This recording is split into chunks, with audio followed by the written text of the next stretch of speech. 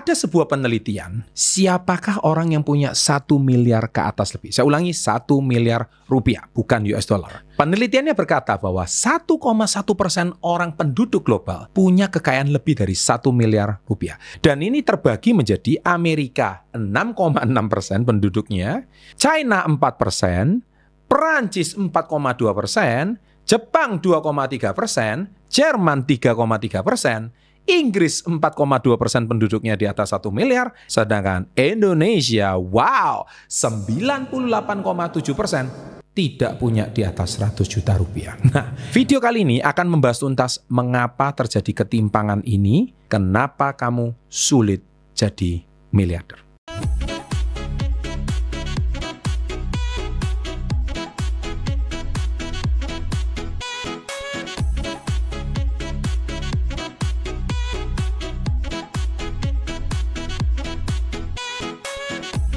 Welcome to Success Before 30 Business and Financial Mentoring. Sahabat entrepreneur, salam hebat luar biasa. Selamat datang kembali ke channel Success Before 30. Seperti yang tadi saya sampaikan di awal, yaitu tentang cerita mengapa sih orang yang punya 1 miliar ke atas di dunia itu, di dunia ini 1,1%, Amerika itu jumlahnya bisa di atas 4%, negara-negara maju di Eropa bisa 4%, Australia bisa 7%. Sedangkan orang Indonesia hampir 99% mengenyam 100 juta pun tidak pernah. Jangankan 1%, 100 juta aja sulit. Jadi mungkin orang yang 1 miliar ke atas di Indonesia mungkin jumlahnya 0, bahkan nggak sampai 1%. 52,5% orang dewasa di seluruh dunia memiliki kekayaan kurang dari 140 juta. Ini dunia ya, saya bilang dunia. 52,5%. 34,4% yang memiliki antara 140 juta sampai 101,4 miliar. Jadi 34%. Jadi dari sini kita sudah bisa melihat hampir 90% di dunia memang orang kurang dari 1 M. 87% kurang dari 1,4 M. Jadi 12% memiliki 1,4 M atau lebih. Hanya 1,1% di seluruh dunia punya 1 M atau lebih. 1% teratas menguasai 45,8% semua kekayaan. Dan 52% terbawah hanya memiliki 1,2% kekayaan. Ini adalah sebuah fakta. Jadi bagaimana Anda kesempatan menciptakan kekayaan sekarang? Sekarang adalah waktu yang paling mudah untuk menciptakan kekayaan dari diri sendiri. Tadi saya sudah bahas statistik global ini. Nah, saya ungkap sekali lagi di opening. Nah, sekarang kita akan kaji kenapa. Statistik tambahan. 59% milioner berasal dari wirausaha atau bisnis. Sekali lagi, saya tidak mengesampingkan profesi lain. Anda mau jadi profesional, oke. Anda mau jadi pengacara, oke. Mau jadi dokter, oke. Mau jadi polisi, oke. Mau jadi TNI, oke. Tapi 90% orang dari kalangan wirausaha. 20% lewat warisan, 21% lewat bekerja, alias menjadi seorang profesional, atau mungkin Anda tingkatannya direksi atau board of director. 44,1% kemungkinan milioner akan berakhir hidup dalam kemiskinan. Insight pribadi saya mengumpulkan 15 miliar pertama saya itu di usia 30 tahun. Dari saya minus 5 miliar di usia saya 22 tahun. Itu sudah saya pernah bahas di podcastnya Kasih Solusi dari Deriansyah. Viral juga videonya, dan saya juga sudah mulai bahas di beberapa kanal Instagram saya. Kenapa saya bisa mengubah 5 miliar dalam waktu 3,5 tahun saya bisa lunas? Nah, itu saya bahas semuanya di ebook saya 30 hari bebas hutang. Setelah memahami data dan situasi kekayaan dunia sekarang, peluang yang ada saat ini, kita mulai akan bahas 8 pertanda yang bisa menunjukkan apakah Anda siap atau tidak menjadi seorang miliarder di Indonesia. Mari kita bahas. Kita lihat apa yang harus Anda lakukan ketika Anda mau jadi seorang miliarder. Tapi kajian ini saya lebih kepada kajian secara pengusaha. Mungkin kalau Anda yang bukan pengusaha, anggap aja ini sebuah pembelajaran, sebuah edukasi, dan anggap aja sebuah wawasan. Tapi kalau Anda yang saat ini bergerak di UMKM, bisnis, ataupun menjadi pengusaha yang besar, nggak ada salahnya Anda terapkan tips ini.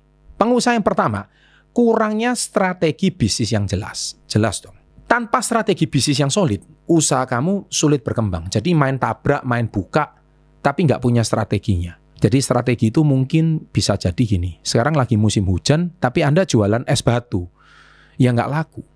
Jadi strateginya nggak pas. Harusnya musim hujan Anda jual jahe hangat contohnya. Kopi hangat contohnya.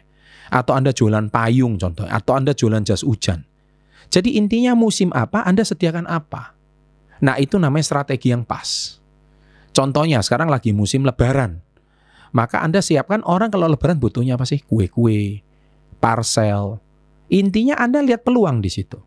Tapi Anda mungkin jual parcel lebaran di saat hari Natal yang nggak laku. Tinggal Anda ganti kemasannya, yang kemasan lebaran jadi Natal kan sudah kelar. Tapi intinya jualan apa sih yang orang butuhkan. Nah, sama. Strategi bisnis mencakup perencanaan jangka panjang, analisa pasar, dan penetapan tujuan yang realistis. Kalau kamu buka usaha kopi di Jakarta tanpa riset pasar, ya artinya Anda bunuh diri. Karena yang jualan kopi nggak cuma kamu gitu. Yang jualan kopi Anda sekarang hampir jalan setiap 1 kilometer itu ada kedai kopi saat ini. Baik dari kedai kopi kuno sampai kedai kopi modern. Kalau kamu nggak punya diferensiasi yang jelas, strategi yang jelas, maka sama saja kamu bunuh diri. Tanpa strategi yang tepat, kopinya nggak ada diferensiasi, nggak ada perbedaan, pasti habis. Yang kedua, tidak disiplin dalam kehidupan pribadi dan bisnis. Jadi gini, ketika Anda hari ini sudah memulai bisnis, pastikan Anda konsisten dengan produk yang Anda jual. Anda konsisten dalam kerja, konsisten dalam fisik, dan konsisten dalam mental. Jadi kalau Anda buka toko, ya pastikan kalau jam 9 sampai 5, ya konsisten 9 sampai 5. Jangan hari ini buka, besok tutup. Lusa baru buka, sehingga pelanggan Anda bingung. Kamu ini jualannya kapan? Kalau Anda jualan di marketplace juga pastikan Anda fast respon. Toko lain tutup, ini tokonya fast respon. Contoh Indonesia, pengusaha muda di Bandung. Sering begadang, tidak menjaga kesehatan, akhirnya bisnisnya nggak optimal. Disiplin jaga pola tidur bisa membuat kehidupan bisnis kamu lebih bagus. Dan disiplin dalam kehidupan pribadi dalam bisnis, itu kehidupan pribadi. Bagaimana disiplin dalam bisnis? Contohnya, Anda hari ini konsisten menjual kue. Kue, ciri khas Anda adalah kue, misalkan kue daerah contohnya. Ciri khasnya kue daerah tertentu. Anda mungkin orang dari Banten, Anda jual kue khusus orang Banten. Nah, Anda konsisten jual kue Banten itu. Jangan besok-besok terus Anda tokonya ganti jualan baju. Nah, berarti kan Anda nggak disiplin dengan produk yang Anda pasarkan. Anda nggak konsisten dengan produk yang Anda jual. Akhirnya branding kamu nggak jelas. Akhirnya selama bertahun-tahun kamu bangun brand, sebentar lagi jualan ini, sebentar lagi jualan itu, maka kamu jadinya lama-lama jadi supermarket. Lah kalau supermarket ya kamu kalah sama modern store. Kamu kalah pasti bersaing sama Alfamart, Indomart, sekarang ada Family Mart. Anda pasti kalah bersaing. Karena mereka jauh lebih lengkap, jauh lebih convenience, jauh lebih nyaman, 24 jam, stafnya ramah-ramah, tokonya dingin, sedangkan toko kamu nggak ada AC, kadang buka, kadang tutup, ya pasti kalah bersaing. Karena kamu tidak disiplin dalam bisnis. Nah itu dia kenapa kamu nggak bisa jadi miliarder. Alasan ketiga kamu nggak bisa jadi miliarder adalah kurangnya pembelajaran dan pengembangan diri. Kamu hari ini cuma pakai strategi yang kamu terapkan zaman dahulu. Kamu jarang ikut seminar, kamu jarang research produk orang lain kenapa laku. Kamu jarang hari ini melihat perkembangan dunia global saat ini itu seperti apa. Sehingga kamu tidak ada inovasi di dalam produk Anda. Bayangkan, zaman saya kecil berapa banyak produk yang sudah punah. Padahal sangat terkenal dan sangat mendominasi di eranya. Sebut aja banyak merek zaman dahulu. Wafer Kongguan contohnya. Itu kan sampai sekarang masih legend. Ya kan? Atau wafer Nissin ya. Sampai sekarang masih ada. Tapi itu kayaknya keren banget. Tapi sekarang wafer sejenis banyak. Ada wafer Tenggo, ada wafer apa. Dikalahkan sudah. Artinya kalau Anda tidak segera beradaptasi dan inovasi akan habis. Jika kamu tidak ada inovasi adaptif dengan tren terbaru, habis. Seorang pebisnis e-commerce di Surabaya contohnya tidak mengikuti perkembangan teknologi terbaru. Konsumen online akan kesulitan bersaing dengan platform besar seperti Tokped, Shopee yang selalu berinovasi. Murah, cepat, dikirim langsung ke rumah. Ya kan? Itulah sebab kenapa kamu nggak bisa jadi miliarder. Yang keempat, tidak memiliki jaringan yang kuat. Anda nggak bisa networking. Jadi hari ini Anda itu cuma jadi pengusaha daerah, di tempat itu-itu aja, jarang bersosialisasi, jarang bernetworking, jarang memperluas mangsa pasar. Ngapain saya networking? Ngapain saya hari ini berteman dengan orang-orang di luar bisnis saya? Hey, ingat, pepatah mengatakan, your net worth depends on your network. Jadi penghasilan net Anda itu berasal dari jaringan pertemanan Anda. Jadi seorang pengusaha di Bali yang aktif menghadiri event bisnis membangun hubungan dengan pengusaha lain akan mudah mencari peluang kerja, investasi lainnya, investor lainnya, tanpa Anda hari ini cuma di dalam toko, di dalam kantor Anda, tanpa hari ini tahu menau tentang jaringan pengusaha yang lain. Ini adalah sebuah masalah yang fatal. Jadi ketika kita hari ini networking, saya tahu, loh Pak, terus kalau saya networking terus siapa yang jaga kantor saya? Anda harus bagi tim. Contohnya mungkin operasional di kantor adalah istri Anda. Sedangkan Anda harus keluar untuk memperluas jaringan, memperluas kolega, memperluas relasi. Dengan demikian, jaringan Anda akan semakin kuat. Yang kelima adalah mengabaikan pentingnya mengelola resiko. Seringkali kita itu kalau mau jadi miliarder, kita itu nggak memandang risiko. Setiap bisnis pasti punya risiko. Risikonya itu baik kerugian besar atau kerugian kecil. Contohnya, stok barang mati. Atau risiko misalkan asuransi, kalau nggak diasuransikan bisa kebakaran. Contohnya risikonya juga misalkan ada jatuh tempo, ada keuntungan profit yang tidak bisa mengcover. Semua bisnis ada risikonya. Kemudian pengeluaran bulan ini besar, omset turun. Anda tidak bisa cover biaya operasional. Gaji karyawan yang mungkin bulan ini 5 orang karyawan tidak bisa di-cover dengan keuntungan profit Anda. Nah ini semua risiko. Karena Anda salah perhitungan dan itu baru 5 orang karyawan. Bagaimana dengan bisnis yang punya 500 karyawan, 5.000 karyawan? Semakin besar risikonya. Sekali Anda salah perhitungan, habis itu. Mengelola risiko yang dengan baik bisa memiliki strategi untuk menghadapi situasi yang tak terduga. Ingat, para pengusaha yang sukses, mereka tuh tahu bagaimana mitigasi risiko. Bahasanya mitigasi risiko. Yaitu Anda tahu bagaimana Anda hari ini bisa mempersiapkan atau Anda tahu bagaimana cara menghindari risiko tersebut. Anda punya persiapan plan B apabila risiko terburuk itu terjadi. Nah itulah tips menjadi miliarder. Yang keenam, tidak berhemat dan mengelola keuangan dengan bijak. Kita tahu bahwa bisnis tidak selalu ramai. Ada kalanya bisnis itu ramai. Ada kalanya momen-momen tertentu omset itu naik. Tetapi ketika bisnis itu turun, contoh seperti COVID kemarin, contoh ada krisis, maka contoh ada pesaing, maka harusnya omset Anda tidak sebesar ketika Anda hari ini punya penghasilan seperti waktu lagi rame. Tapi Anda punya tips berhemat dengan bijak. Ketika Anda punya hemat, Anda punya simpanan, Anda masih punya peluru untuk sewaktu-waktu ekspansi ke bisnis yang lain, ekspansi ke promo. Anda punya strategi untuk menghantam pasar. Nah, Anda hari ini tidak punya persiapan itu. Nah, ini penting sekali. Yang ketujuh, tidak melindungi dan membela impianmu. Ini penting sekali. Orang yang sukses, mereka tuh punya visi yang besar. Mereka tuh punya visi yang sangat kuat. Dan mereka akan pertahankan visi itu mati-matian. Anda lihat perusahaan besar mana hari ini yang nggak punya visi. Semua perusahaan besar pasti punya visi. Semua perusahaan gede pasti punya sebuah visi yang bisa mempertahankan mereka menjadi kenyataan. Mimpi besar memerlukan tekad dan keberanian untuk mempertahankannya. Seorang entrepreneur muda di Jakarta contohnya ingin buka startup teknologi.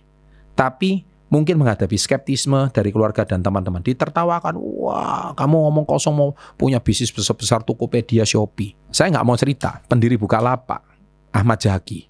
Itu 20 tahun yang lalu, itu pernah datang presentasi di kantor kami. Sebagai seorang event organizer menawarkan sebuah apa gitu ya, servis apa gitu. Dia memang juga jago di bidang teknologi.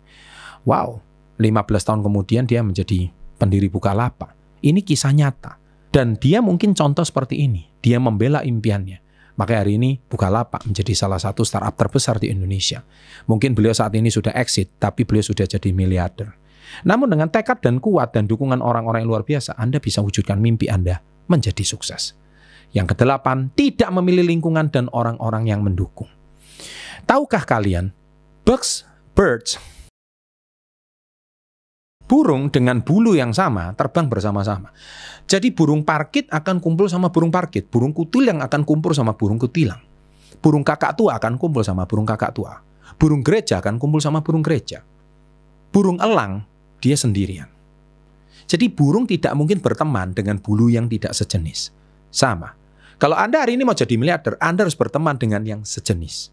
Kalau hari ini Anda miliarder tapi berteman dengan pecundang, losers, pengeluh, orang, nggak mungkin itu terjadi. Jadi lingkungan sangat menentukan Anda bisa jadi miliarder atau tidak. Kalau Anda hari ini berkumpul dengan orang-orang yang bersemangat, orang-orang yang punya optimisme, bisa jadi Anda akan ikut tertular. Di saat ekonomi resesi tidak baik, tapi Anda tetap termotivasi, Anda tetap punya peluang, Anda tetap mau maju, bisa jadi Anda akan menjadi orang yang luar biasa. Lingkungan positif akan mendorong kamu untuk terus maju. Ingat, itu tips para miliarder. Kesembilan, kembali lagi soal cerita resiko. tidak pandai mengelola risiko. Pahami hubunganmu dengan risiko, karena bisnis tidak lepas dari risiko. Artis punya risiko nggak? Punya. Artis ada saatnya booming di masanya, tapi ada saatnya artis nggak ada job, nggak ada tawaran endorsement, nggak ada tawaran iklan. Redup karir artisnya. Sama. Bisnis juga sama. Ketika seseorang lagi naik daun, pandai-pandai mitigasi risiko. Maka dengan demikian, ketika ada masalah terjadi, kamu masih punya cadangan dan simpanan. Sama seperti kayak petarung atau petani zaman dahulu. Ketika dia pandai menyimpan di lumbung padi, maka ketika musim dingin atau musim kemarau atau musim gagal panen, dia masih punya simpanan padi di lumbungnya. Sama dengan Anda. Oke? Dan yang ke-10, tidak hidup frugal. Frugal itu hemat ya. Jadi jangan berarti pelit. Hemat, menghindari kebiasaan uang-uang yang nggak perlu, investasi dengan bijak, hindari aset yang menyusut nilainya. Itu salah satu tips Anda untuk menjadi seorang miliarder. So, sebagai penutup, menjadi miliarder itu bukan sesuatu yang mudah dan perlu kombinasi strategi, disiplin, dan pembelajaran terus-menerus, jaringan yang kuat, manajemen risiko, pengelolaan keuangan yang bijak, tekad untuk membela mimpi, dan lingkungan yang mendukung. 8 pertanda di atas, itu kamu baru bisa menjadi seorang miliarder. Jadi menjadi seorang miliarder tuh gak serta-merta, saya mau masuk golongan 1,1%. Gak seperti demikian Bapak Ibu, sahabatku yang saya cintai. Semua itu perlu dedikasi, semua itu perlu pengorbanan, semua itu perlu perjuangan. Baru itu pun belum pasti Anda menjadi golongan 1 miliar ke atas. Belum pasti Anda bisa golongan 1,1 miliar ke atas. Tapi bisa jadi Anda akan menjadi orang yang luar biasa kalau Anda benar-benar hari ini konsisten, setia dengan yang kamu kerjakan. Semoga apa yang saya sharingkan bisa mendapatkan manfaat bagi Anda semua. Jangan lupa like-nya, and always salam hebat, luar biasa.